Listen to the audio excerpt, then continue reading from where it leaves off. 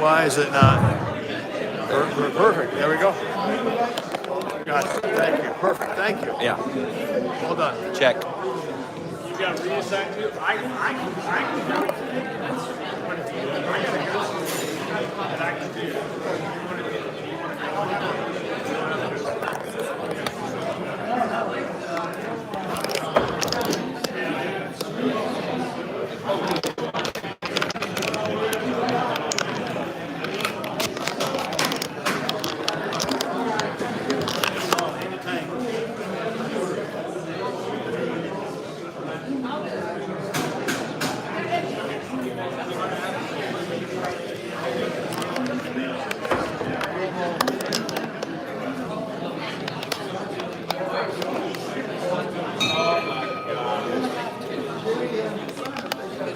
Good afternoon, everybody. Let's take this thing off. If there's one thing East Chapel Rotary knows how to do, it's a holiday. This is looking good, guys. Welcome to the East Chapel Rotary Club today. My name is Jonathan Robinson. It is Halloween, October 31st. Happy Halloween, everybody. Do we have any ghouls? Guests today? Any guests? Amanda?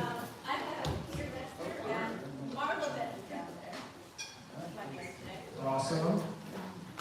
Welcome back.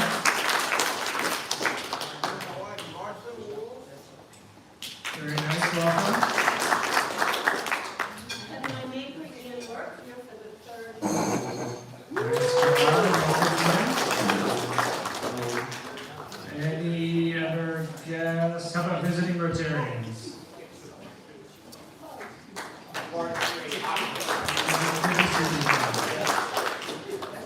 Alright, last agenda item, announcements. Anybody have any announcements? Chris?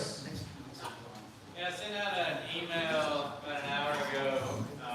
Some of you may have heard about the International Service Project that some of the groups do in Raleigh area have been doing for over a decade now. So this year's project we think is really exciting. We have an opportunity to be a part of it. It's happening March 7th through the 14th of 2026. And there's a bunch of details in the email, but it is in the Dominican, and it's the main focus is building 4 houses for in-need community down there. So take a look at your inbox. Let myself or Karen or Felix know if you have any interest or questions. There's room to send people down and do some good work. So hopefully we can. Are you going? I hope to, but yeah, I haven't looked at it that close yet. Thanks. But yeah, take a look. Thanks. Anybody else with an announcement today? David? Hi, Jonathan. Folks, I sent out an email earlier this week. If you have leftover Halloween candy that you would like to get rid of, or if you have a child or grandchild who wants to do extra trick-or-treating tomorrow, go to Carrboro High School at noon. From noon to 3, you can trick-or-treat. If you want to dump your candy, just drop it off around noon, and they will make sure that kids who want it get it. All right. All right. Any other announcements? No. All right. Well, I'll pass the fine basket here.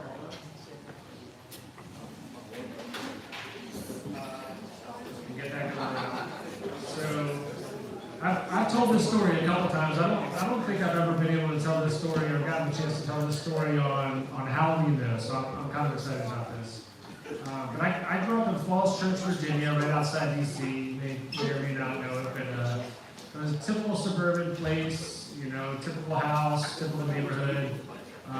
Played a lot of soccer, as you do in the late 80s, early 90s. Everything pretty normal about growing up there, except for one small detail, is that we are pretty convinced that my house was haunted. It started on night 1. Now, I moved there when I was 4, so this is my parents' story, but they swear they heard footsteps coming up from the basement. So distinctly, in fact, that they called the cops. Cops come, they patrol the house, they take a look at everything, don't find anything, of course. So, after that first day, we figured, the ghost figured that we weren't going anywhere, so we kind of referred to it or felt like it was kind of like a protective force, or I don't know, whatever you call a ghost powers. It's sort of watching over us and watching over the house from then on out. You got your typical pushing cups back from the side of the ledges so they don't fall on the floor, or Legos floating across the room. But the most significant thing I ever experienced was one afternoon. We had a babysitter, and her nephew, this guy named Johnny, was in the house. It was just the two of us, and we were just hanging out in the house. You remember that basement from before? Well, now it's set up down below in our house with a playroom, a bunch of toys. We'd always go down there and hang out. And so Johnny and I are walking down the steps and going to this playroom, and we're walking through our kitchen, and right at the top of the stairs is our stove, and it's got one of these really loud mechanical buzzers on it. So we walk by the stove, down the steps, and the buzzer goes off. I'm like, okay, that's kind of weird. So we walk back, turn the buzzer off, and we're like, all right, whatever, it's just a fluke. Walk downstairs again, buzzer goes off again. So now we're starting to get a little freaked out. So we decided to not go downstairs and go sort of regroup in the living room and check in and kind of see what we're going to do next. So hardwood floors in the living room, there's a rocking chair, and then another sort of club chair, sitting chair, and a plant in between the two chairs. So Johnny sits in the rocking chair, and there's a baseball and a glove in the chair. And I sit in the other chair. So he sits down, baseball falls out, smack, falls on the hardwood floor. So now our anxiety levels keep ratcheting up. So I'm like, okay, Johnny, take the ball, put it in the glove, sit on the glove. So he does it. Smack, ball falls out again. Oh my God. Really freaking out now. We're like, all right, what are we going to do? We're going to stay here? We're going to go find some help? What are we going to do? And before we can figure out what to do next, that plant that was in the middle of our two chairs starts shaking super hard. We freak out. We run out of the house so fast. Ended up going to our neighbor's house, who we think is the son of the guy that built our house, whatever. So he comes over with a gun, searches the house, of course doesn't find anything, there's nobody there. So I mentioned we kind of felt like this guy was like a protective sort of spirit over the house, and ended up being this guy Johnny, who ended up doing some bad, he was a bad kid. Turns out he was trying to scare Johnny out of the house. He just happened to get me too. Now I've got this great icebreaker story. I get to run in a haunted house. And I get to tell the story how I appreciate you guys sitting around. Felix, you're up. Thank you.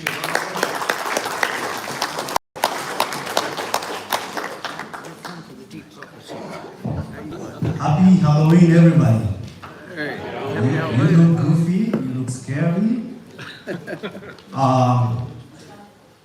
Thank you for dressing up. Special request for those who are dressed up and those who have not dressed up, if you don't mind, after the program, just stay behind and we take a group photo. I really appreciate that. I want to say special thank you to Randy and the social events team of Jeff and Lily for putting this together.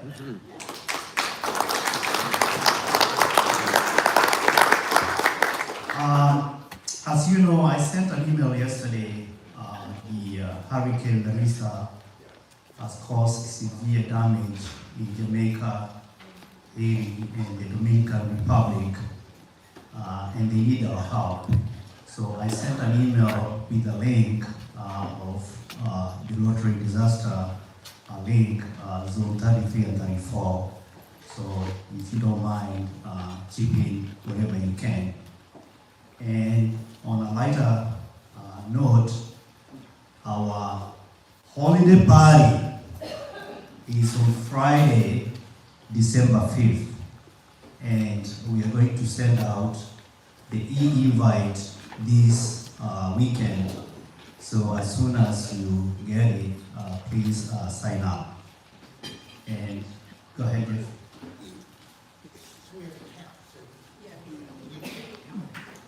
Yeah. So yeah, we need you to respond by Tuesday of next week. So we need to know how many people will be attending. So as soon as you get the invite, please respond as soon as possible, so that we can discuss the expected number with Carolina Inn. And with that, I'm going to invite Randy to invite our speaker.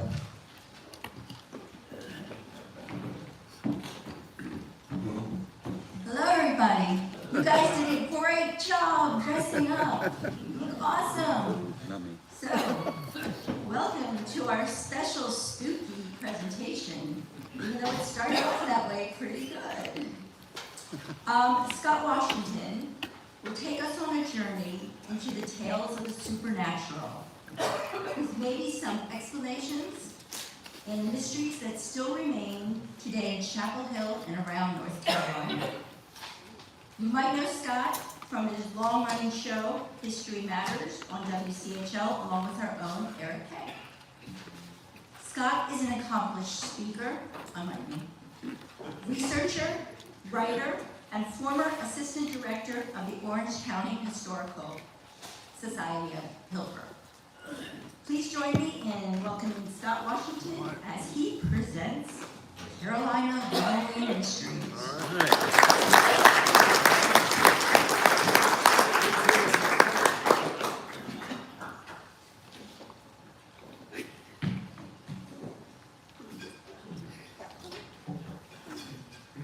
Well, thank you very much. Turning on the mic. Thank you very much, Randy, for inviting me, and Felix for having me, and Bobby for figuring out all the technical gizmos. And it's really great to see everybody here, all dressed up. And you really didn't have to do that for me, but I'm appreciative, and I think it fits today. And I really appreciated Jonathan sharing that story about what was going on in Virginia. That was great. It was like, all right, we just had the program. Go up in a haunted house. How can you go wrong? I'm going to be talking today about some Carolina Halloween mysteries, and some of these you may know, you may be familiar with them, and others you may learn yourself and go, oh, I didn't know that one. I have great respect for Rotary. My grandfather was in Rotary. My dad was a Rotary Fellow, went to Edinburgh, Scotland, and that's where my parents got married. My dad said, come on over. This was in 1954. And so she went with a couple of girlfriends, got on the boat, sailed up to England, took a train, they got married there, and maybe that's where I got my name Scott. I don't know. They're not saying. But my mother also has a connection with Rotary, because back in the day, Rotary and many community groups had community singing.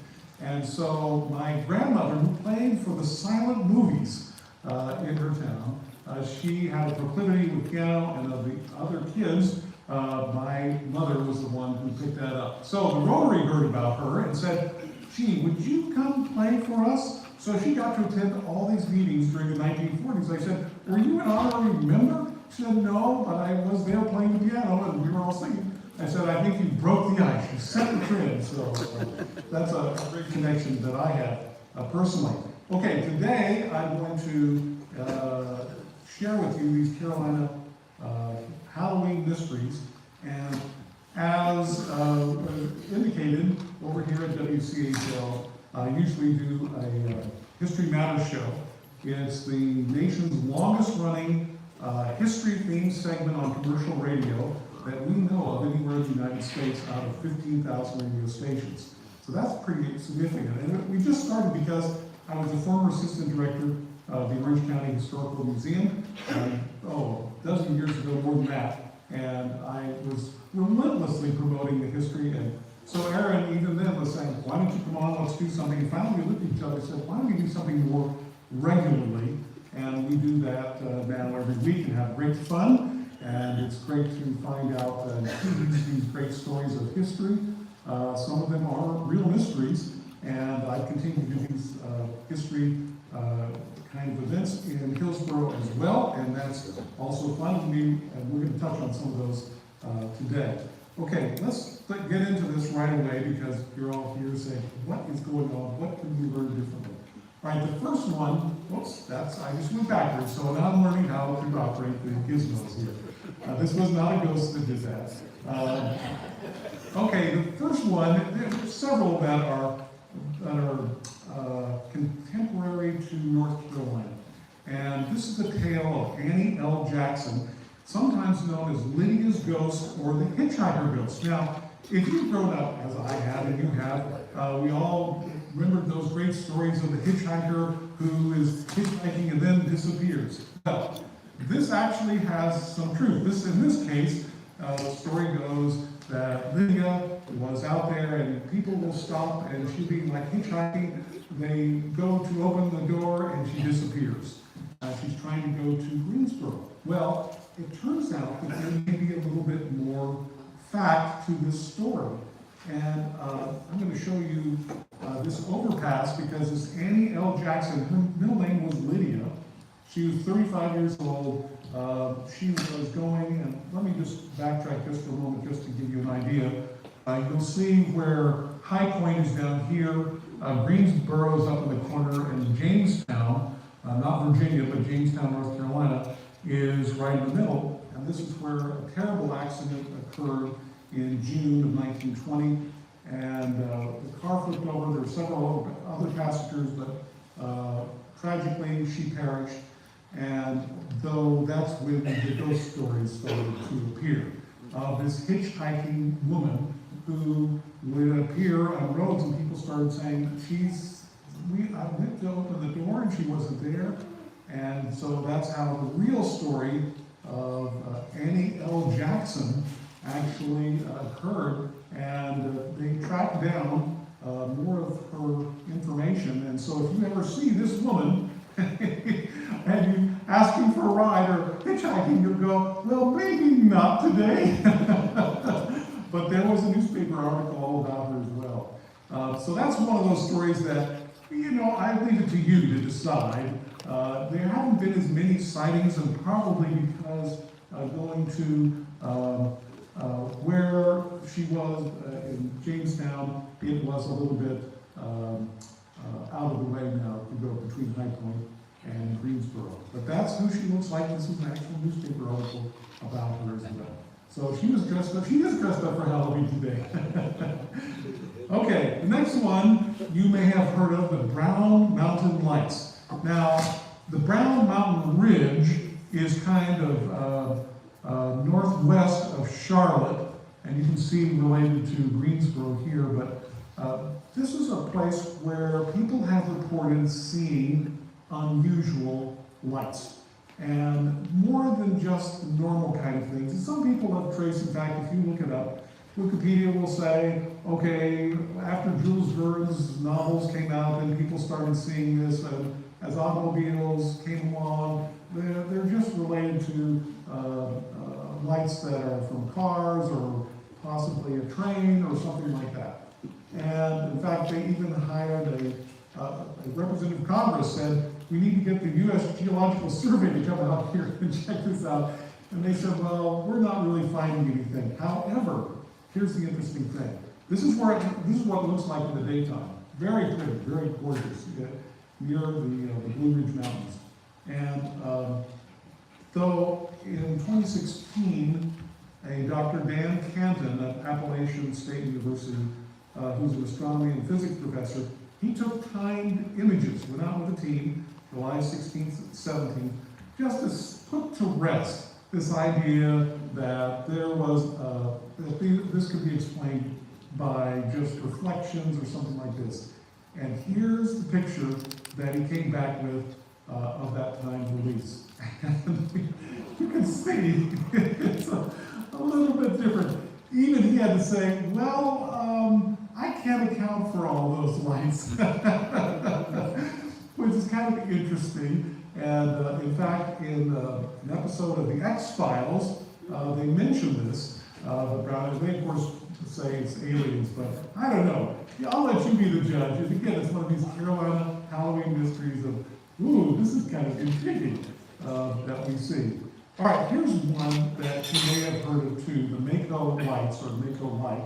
I call it the headless conductor.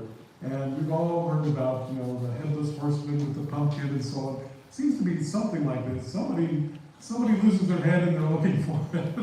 And this one actually has, the basis of this is that in the 19th century, there was a train that ran into problems, so it decoupled. When it was backing up near Mako, which is near Wilmington, as you can see, the train knocked people off, and one of the conductor in that rear train was supposed to have a lantern, and here's kind of like what that would look like.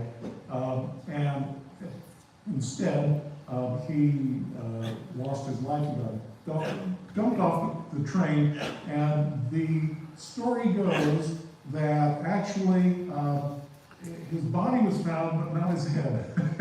And so it gave rise to the headless conductor. But what happened after this was so interesting is that down that line of track, people started seeing this light appear. And finally, there were questions being raised about it, about what's going on, and there was even President Grover Cleveland's train apparently stopped there on a trip and asked, why are the people using two lights? And they said, well, they had to tell him the story about there's one light that is also kind of leading people astray, and so he popularized that. Finally, in 1977, the train company removed that section of track, and we have not heard any reports since then. So maybe a protective force is exactly what's the case. Turns out, though, that there really was a fellow, his name, it wasn't Joe Baldwin, didn't lose his head, he was a Charles Baldwin, who was actually a conductor on this track, and got thrown from it, hit his head, and he subsequently did die. So it's one of those really interesting Carolina mysteries, like, who is this, what is it, and we may not see that one quite again for some time. Okay, the next one, and that's his detail, there's his grave, so we can say we've actually found it. Never found one for Joe Baldwin, but this is like how we do history, is trying to find out the difference between anecdotal and real and what are the reports. And I'm oftentimes called into places like this to people that it's a little more spirited. Can you come take a look? And I'll be asking these kind of questions as well. All right, the next one is right here in this area, in Carolina, right here in Chapel Hill, and there's some that you may know of and be familiar with. Gimgool Castle. This one, woo!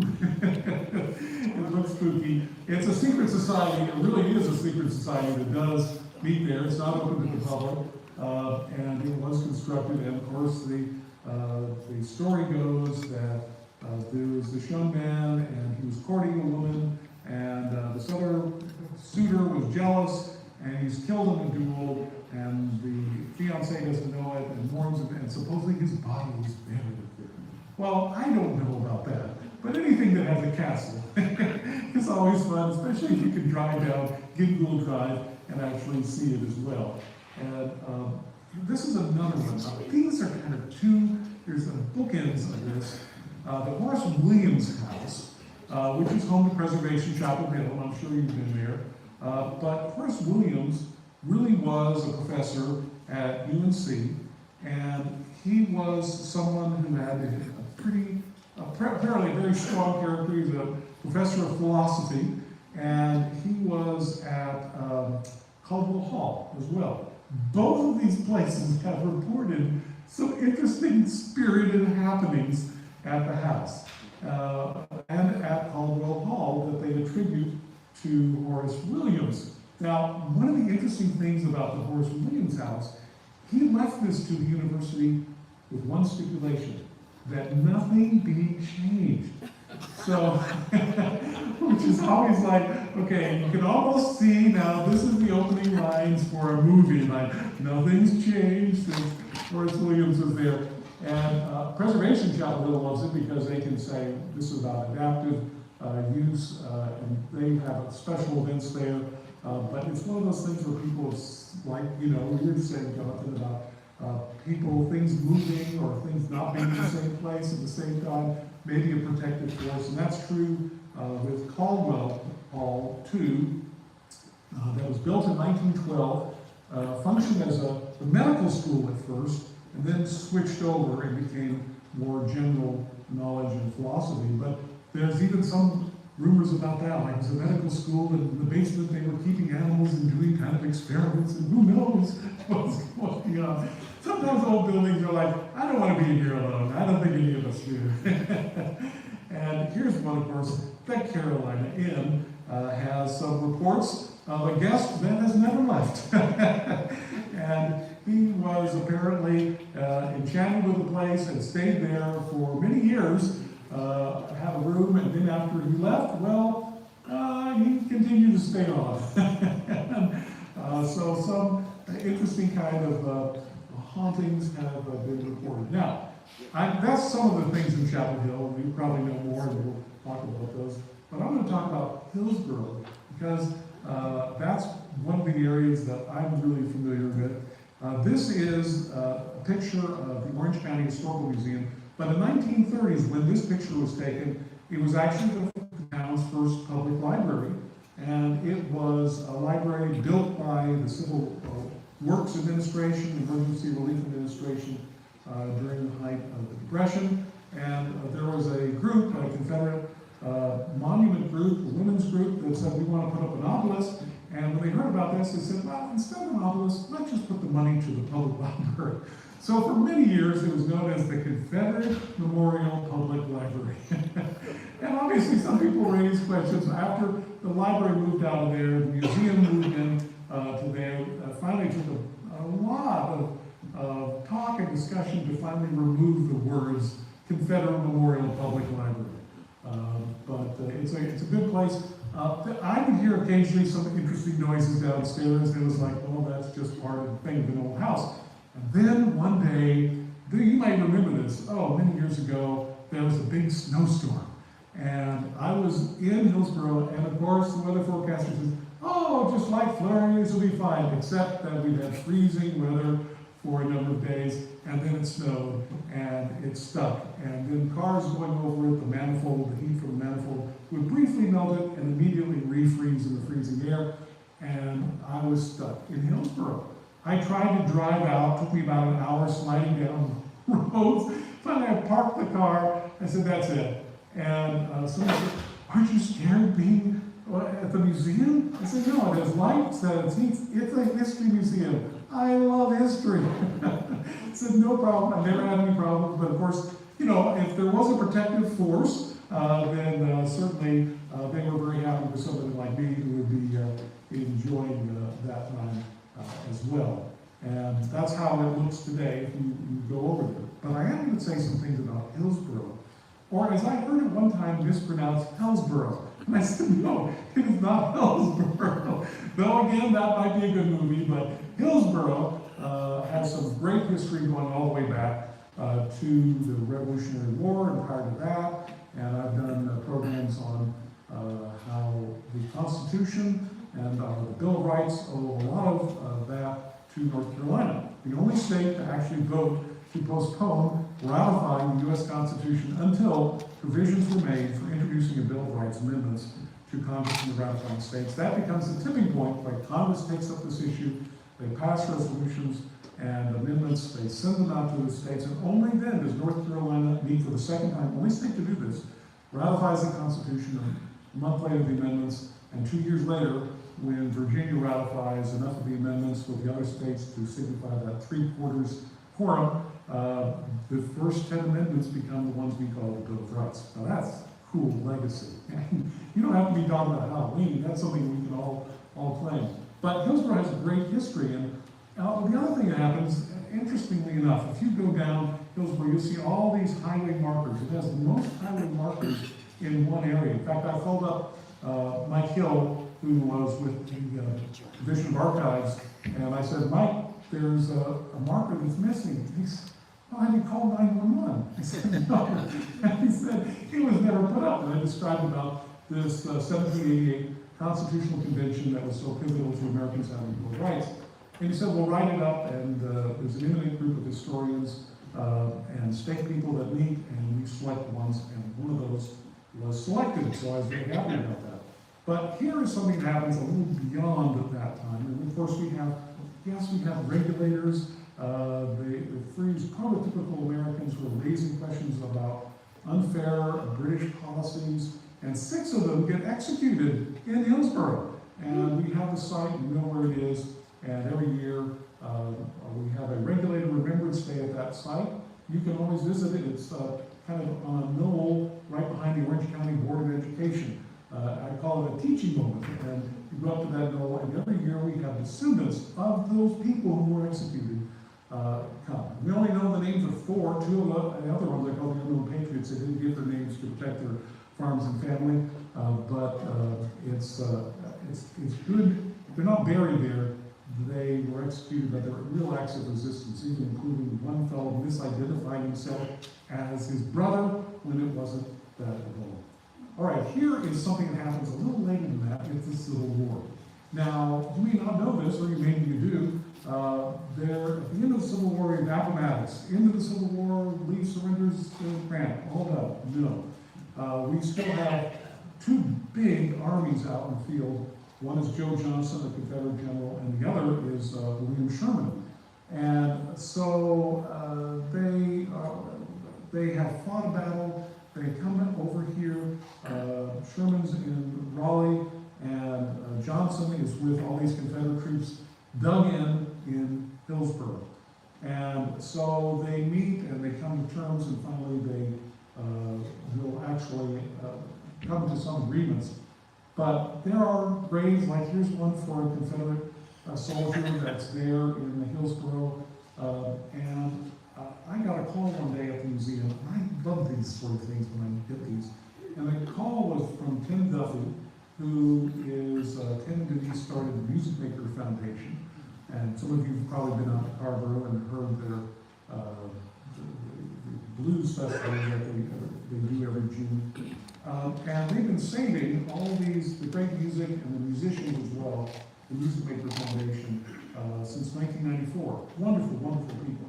And Tim called me up one day, and his house was right near the Eno River there in Hillsborough, and he said, we found something. We went down with some neighborhood kids and neighbors, and we were, spelunking along the Eno River in Gold Park, and we found something unusual. And I was busy, and I said, well, can you send me a picture?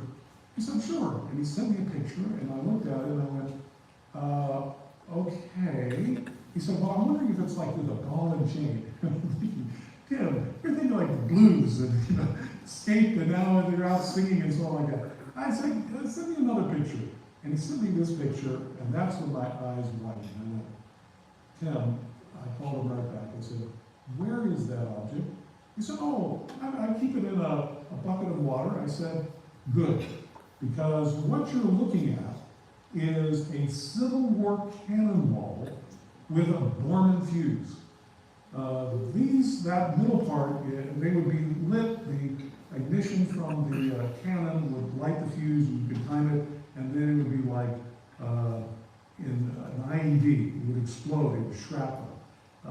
And they're considered a weapon of mass destruction. We sing about it at the ball game, the bombs bursting in air. Well, these were actually that kind of a bomb.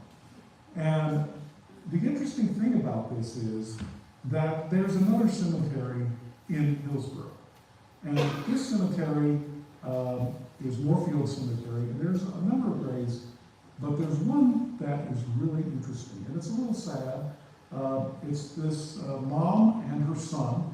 Rebecca was only 35 when she died, and her son, as you'll notice, it's 1865, but the circumstances of his death, as I've been able to understand it, is he was there playing with some of the ordnance, including maybe one of these kind of cannonballs, and it accidentally exploded and killed him.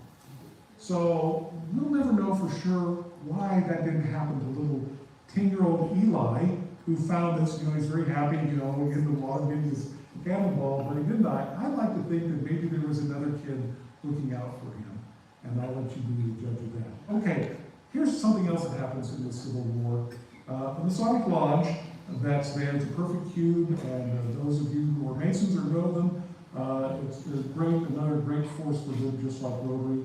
And this one was built in 1823. There's even it's all handmade bricks, and there's even one where somebody in 1823 put the date, 1823. So for school groups, I love to say, come on over here, you can actually touch it. Oh, wow, this is really cool.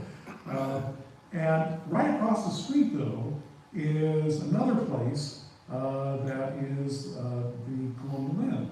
And the story goes that in 1865, when the surrender terms were being signed, that at the end of April, that Union troops were coming into Hillsborough. And as they were, it looked like everything was up for grabs. Smash and grab, this is the victor takes the spoils. And supposedly, Mrs. Stroud, who was the wife of the innkeeper who was away at war fighting with Confederates, she desperately thought, how am I going to protect the inn? So she looked and she had a brainstorm, and she got out the Masonic apron of her husband and she draped it over the railing. And the story goes that a Union captain recognized that, called his men off, posted the guard, and the Colonial Inn was saved that day, and it's continued to survive just about everything: hurricanes, blizzards, winter, you name it, floods.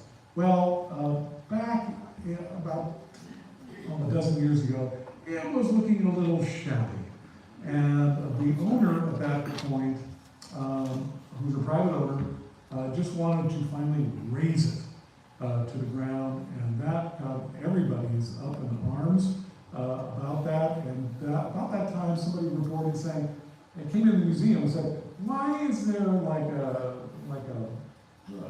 blanket or something over the railing? Is there somebody living there? And I said, what are you talking about?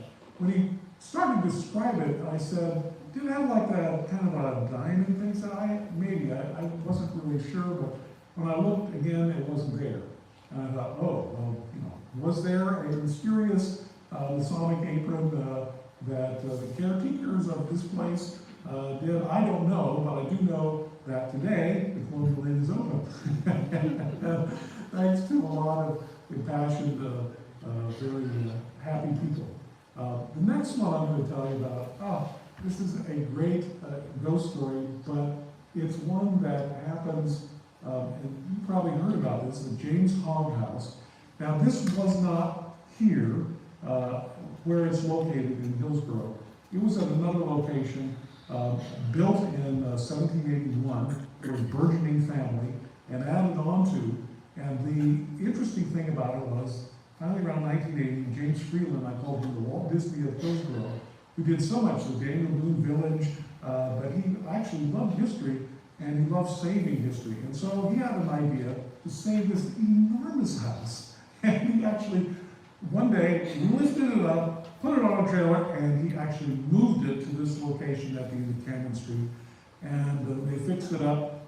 His idea that he hoped was it would be a steakhouse. And the people in the historic district went, no, we don't want to see a neon sign saying rare. He said no.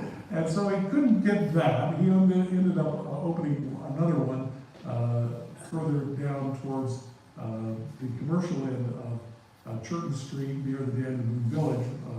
But this house stayed there, and so first it was different family members, and then they started renting it out. Finally, there was an author who moved there with his family, and then got all freaked out, reporting ghosts and everything, but more than that, he took pen and paper and he wrote about it. It's a chilling story. It's I Salted Nanny. And the thing is that I was called in to ask about, to investigate this a little bit. They were all ready to bring in a ghost hunting group with drones. And I said, wait a minute, let's just see. So I went back over the story, and some of the history is good. Some of it was not accurate. Down below the house is a floodplain. It was not an Indian burial ground. The regulator monument was a quarter mile away, not in the backyard. So some of those details. But more than that, the opening paragraph said how this family had gone down to the beach, felt really good, found out their house had mold.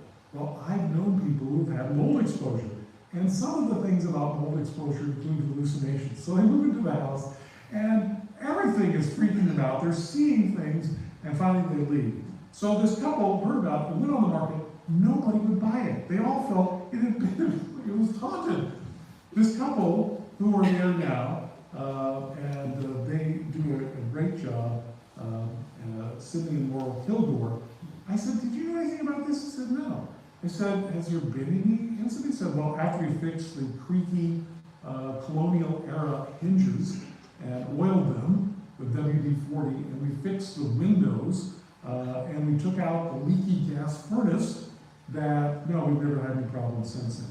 And in fact, you can visit this house. It has the front lobby has the largest collection of Scottish-themed art anywhere in the Southeast, maybe the United States. Laurel has a PhD, and they live in Scotland, and she's collected this, and you can go there either by appointment or when they have it open, and you can see all this wonderful art. It's like going to a gallery without having to walk through multiple galleries. It's kind of incredible in its own way. Okay, the last one I'm going to end with here is something that's kind of unusual. And this happened really to me, and I have a few more, but we probably won't have time, or you can ask me about it afterwards. I can use my spooky voice at that point. But I went up, and the Okanagan Mountain is a beautiful place. It's about 500 million years old on the same timeline as the Appalachians. And you can go up to it. There's a ranger road that is a nice gradual walk, takes about 10 minutes, and when you do, you will see this gorgeous view. Down below there is the Eno River, and you can see for hundreds of miles. It's gorgeous. Well, this particular day, the sun's shining in my face, and I'm trying to take a picture of this overlook. And I have a digital camera. It wasn't a phone, it was an actual camera. So I did the best I could and went home, and so I'm looking at this picture again, and I realized there was something there that I didn't see at the time I took the picture. And maybe you can see it as well. This is what I saw. When I didn't touch it, I didn't do anything. It's like, what the heck? A photographer had said, oh, it's just refraction of light. I said, well, if that's a refraction of light, it's a pretty good one. I think is a way of just reminding us that there are many things to be scared of in the world, cruel people, cruel policies, but the things we look forward to, what makes this such a fun holiday are the joy and mirth that we have. And when you go out there this Halloween, you're already dressed for the occasion, you can probably ask people for candy if you want. Just remember that the fourfold test of the Rotary folks are still a good standard for making the world a better place. You can shift energy. You can make everything better in your community, in your neighborhood, and I thank you very much for having me here.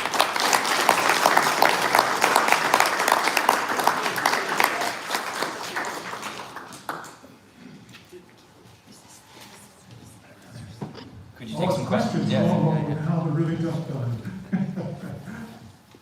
Go ahead, Jim. Yes, sir. That's fascinating. You mentioned anecdotes and you mentioned facts in your talk. Your love history. Which is history? Well, usually we would say, that's a really good question, because this hits that area that usually it's about evidentiary. I like to see, and I love going through colonial era records that were saved from being dumped out in the 1880s when the Secretary of State, who was himself a Confederate war veteran, they were cleaning out a place that was going to be used by the State Guard, and the governor said, why don't you check it out? And he didn't realize this was a treasure trove. So I'll go through there, and just like you say, we're looking for evidence. However, what the interesting thing is that sometimes, and a lot of the things we're talking about today are anecdotal. They really are. So most of the time, if we're looking for evidence-based reasoning, we want to see multiple sources, or when it's in the case of some of these sightings, we like it if there is a controlled experiment, and that's not usually the case. Sometimes the controlled experiment is, I was living at home and suddenly the table started rattling for no apparent reason. And so it's a really, really good question that I grapple with every week. When we started doing this History Matters show, I kind of culled through everything of interest internationally, nationally, locally, regionally, and try to find the most interesting, compelling reasons and stories. And some of them are disruptive events. Oh, the news is full of the most anti-social disruptive events, we know that. But what I'm always fascinated is how many other people find solutions, just like all of you. You're all community leaders. You're the people who look for, okay, that's a problem, but how are we going to solve that? And finding new and innovative ways. I think of the fellow who started a Piggly Wiggly grocery chain in Oklahoma and thought, this is great, because all the grocery stores were real tiny and small, and then he realized that people weren't shopping, so he had to invent the shopping cart, and eventually the luggage rack that you use to go also travel. So it's a really good question, and I try to balance that out. No more is that more apparent than in the tale of regulators. And going through this is so interesting because it's like the tail of the elephant. And some people say that this happened and this happened, a lot of confusion, and trying to weigh the anecdotal versus the fact is so important. I don't think we've ever solved it entirely, but some of this stuff is more fun, but I think we would hesitate to build all our policies on that. We'd probably say, well, let's just see what's happening. And that's when I get called in oftentimes. People have anecdotal experiences, and I will come and I'll say, well, let's see what's going on. Do you have a leaky stove? Trying to eliminate the obvious stuff. And then occasionally we'll go, well, I don't know, let's see if it keeps happening. Does that answer your question? It's really such a good one. Thank you very much for asking that. I have one. Yes. Do you know what happened to the ordinance that young boy found? I mean, that seemed dangerous. Well, you'd be very happy to know. Yeah. It was dangerous. In fact, that's it. Once we realized what it was, left in the water, called the Hillsborough Police Department, and they said, well, we don't have a bomb squad, but Durham does. So they called, and eventually they came over. And they said, well, it's good it was kept in the water, because had it not been, we would have had to explode it here in the neighborhood. And I said, well, why is that? I said, well, because they're considered a weapon of mass destruction packed into those old cannonballs, and you saw how rusty that one was. It was black powder. And some people have been killed even many decades after the Civil War by trying to solid it in half, and it goes boom. So they're still dangerous, and so supposedly the bomb squad was going to take care of that. I said, if you have any pieces, could you send them back? Haven't seen any pieces yet, but they wanted to use it as a teaching device to say, this is the sort of thing that people will find. It won't be like those Pirates of the Caribbean, those nice polished cannonballs. It'll actually be something that looks like this, and you have to use a great caution for it. So really good question. Yeah. I don't know if this is on. About this time of year, I always start thinking about the devil's stomping ground. What can you tell us about that? Okay. Well, the Devil's Stomping Ground is a patch of earth where nothing grows, and it's in private hands, so it's not really, and they try to discourage visitors. And of course, people say, oh, something's going on. No, it's a patch of earth that is, nothing grows there, for whatever reasons. Have they done great agricultural tests on this? No, they just leave it like a patch of earth where nothing grows. And you know that there are places like this go, oh yeah, well, all right, we'll just have to let that one be, so. But no, I haven't heard anything more like, oh my God, everybody's disappeared, what's happened? No, it's just a patch of earth where nothing grows.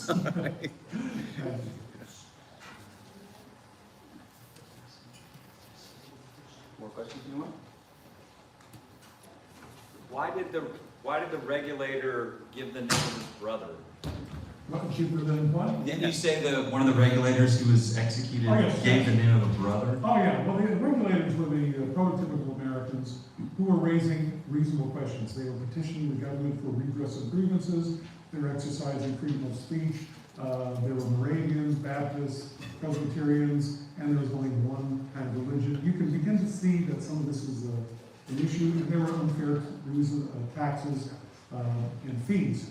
So people finally stopped paying their taxes. They said, well, this will get attention. Yes, it certainly did. And when Governor Tryon came, and I've spent some sleepless nights reading colonial records from 250 years ago, because this guy was a very dangerous character. Let me put it this way, Governor Tryon was involved in a plot to assassinate and kidnap and assassinate George Washington in New York. That should give you a little idea of the character. And so when these guys were taken into Hillsborough, and not many survivors, some of the early, I remember 25, 30 years ago, they said, oh, there would be so many more. There was about even numbers, just about 9 dead, 61 wounded. I said, wait a minute, that doesn't make sense. Turns out that the first reports the governor sent back to England to the Gentleman's Quarterly, the Reader's Digest of the day, said 300 people died at the Battle of Alamance. And these, about 2,100, looked like they're outnumbered, but the 2,100 people that were there, the 300 that died, at least by reports, they fight to the last man and to the last bit of ammunition. There's only 15 prisoners. One is executed immediately the day after without the benefit of a trial, no due process. The other 14 are dragged around in chains to anyone who had signed these petitions and then brought into Hillsborough, put on trial. They're all, 2 of them called witnesses, as was their right, and they go free, but the other 12 the governor puts a stop to and said, that's it, no more. All 12 are convicted of high treason. It was more like insubordination for daring to question me, and sentenced to death. But at this point, the colonial militia that's with him, kind of a mercenary army, are beginning to get a little bit nervous. And so 6 of those sentences are set aside until the king weighs in, who eventually says, no, that's okay, they're free. 6 of them do get executed.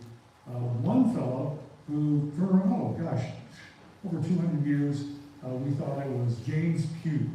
Turns out it was his older brother, Enoch, who, and that was because a researcher, Steve Compton, was finding something about 10 or 15 years ago, and he realized that his grave was for James Pugh, and he traced back to genealogy and said, wait a minute, that guy should have died in Hillsborough. Who did die? It turns out it was his older brother. Did not let on that they had the wrong guy. Nobody else informed him. 2 of the fellows, I call them the unknown patriots, they did not give their names to protect their farms and families, and they died anyways. There's very scant evidence here. The governor, who knew he was appointed governor of New York before he went on this revenge tour, he actually says the day after the hanging, well, I just got news that I've been appointed governor of New York, well, gotta go. And off he goes within 2 weeks on the fast boat to New York, and that's where he goes. But it takes a little while. North Carolina plays such a central role in becoming a voice for why we have independence. In fact, in 1775, of course, we have Lexington conquered April 19th. The news gets down here that counties have already begun to say enough's enough, and finally there is a battle in February of 1776 down at the coast that is pivotal because they defeat Scottish Highlanders, and at the same time the Battle of Morse Creek Bridge. And what happens is the North Carolina says, okay, we're not going to be in this alone. We know what happens. And they instruct their delegates. William Hooper was one of them, whose grave is in Hillsborough. You can go to the Old Town Cemetery and visit it. And signed the Declaration of Independence. And said, it's time to lobby the other states. Virginia gets word. They throw in and say, yes, it is. So by June, there's this groundswell of opinion. It's actually John Adams who says, July 2nd will always be the day we remember. Well, they really haven't finalized the wording on the Declaration of Independence, so it's July 4th. But they, about mid-July, that they realized, you know, maybe we should sign this too. And maybe that was because of what happened in October of 1774 when women down in Wilmington and New Bern say, enough, we're not going to, you know about the Boston Tea Party. Well, this is called the Wilmington, New Bern Tea Party. And what these women do is they say, we're not gonna buy any English goods, and not only that, we're gonna sign our names to it. Well, the English papers deride it. Yeah, you don't know. But actually, America's a big trading force, so this is an element that enters in. But to your point of like, that's a simple question about the regulators, they really were brave, and the people who are descendants of them. I was talking to one woman who was an attorney down in Atlanta, and she was talking, she said, I decided about us descendants. I said, well, what's that? She said, I think we have an ornery gene. I said, what do you mean? He said, if we see something that's wrong, we will stand up and speak up for what's right. And I think that's true of Rotary folks too. So we're all descendants, I said, of those regulators who raised good questions. And regulators, because of the word coming from regulations, these people wanted regulations, they just wanted fair. So I see, okay, here's my timekeeper, so I'm gonna have to start going down. If they have that. Thank you all very much.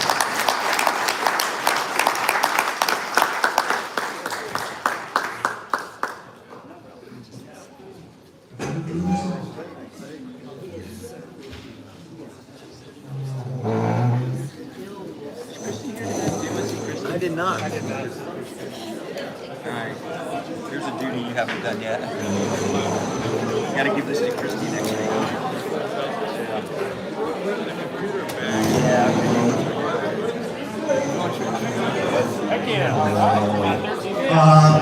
Can we get a group picture, please, at the front?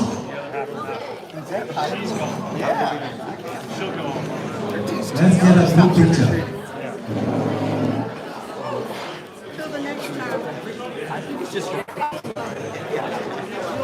Those with costumes, please.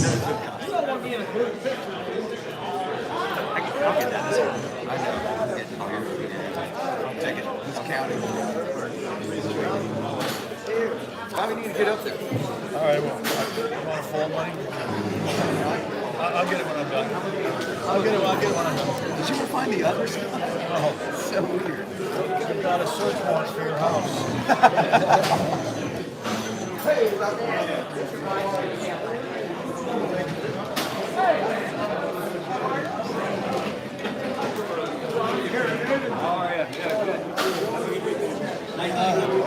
I've got to worry about that. Thank you.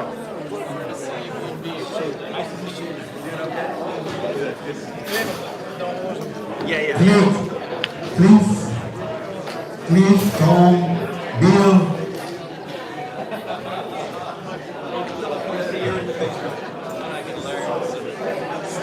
Linda. Lida.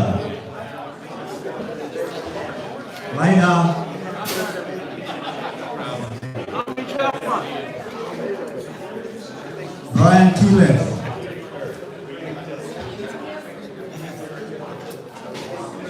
Yes, we can do it. Yes.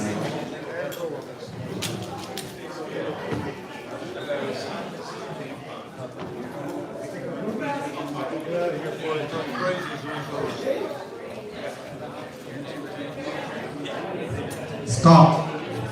We need you in the picture.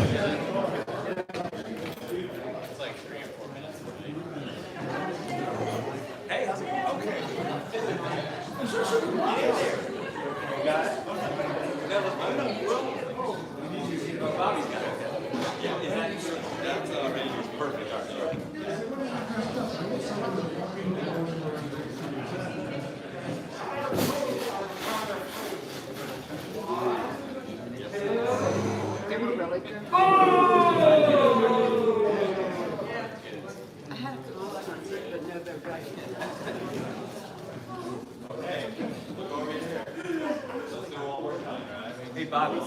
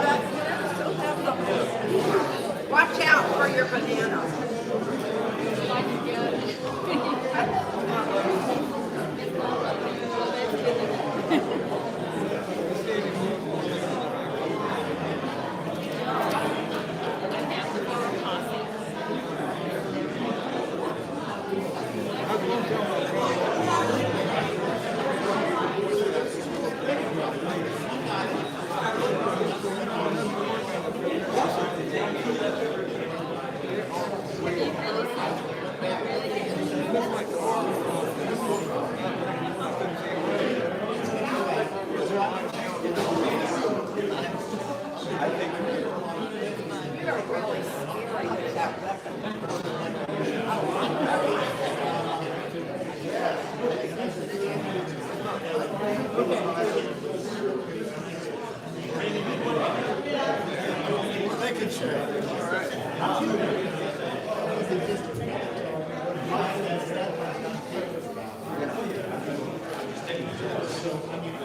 right, what does my daughter want? I want to take a couple. What do I want? Take a Milky Way. Are you picking your favorite? Well, I'm gonna see which my daughter wants too. Although she's gonna get as much as she needs tonight. Yeah, I have more than I need in my house already.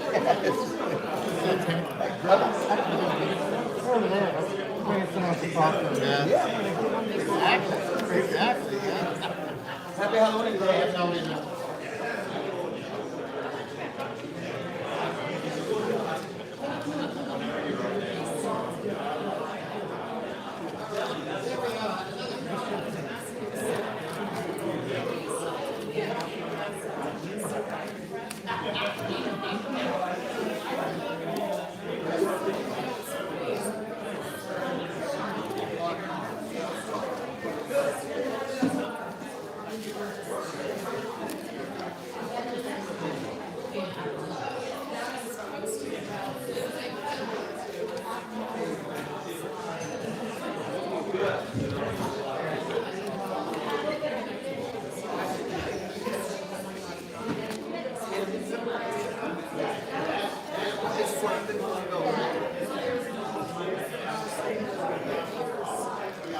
See you, Bob. See you, Tim.